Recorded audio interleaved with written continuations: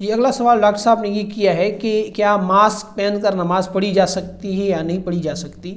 بالکل پڑھی جا سکتی ہے، اس میں کوئی حرج نہیں ہے۔ عام حالات میں تو شریعت نے منع کیا ہے کہ منہ کو چھپا کے آدمی نماز پڑھے، اس کو مکروہ قرار دیا ہے، لیکن جو موجودہ صورتحال ہے جس میں ماسک ایک اچھا پروٹیکشن کا ذریعہ ہے کہ جس کے اندر انسان دوسرے سے افیکٹڈ ہونے سے بچ جاتا ہے، تو اس میں بالکل ماسک پہنا جا سکتا ہے، اس کو لگایا جا سکتا ہے، کیونکہ مسجدوں کے اندر عام طور پر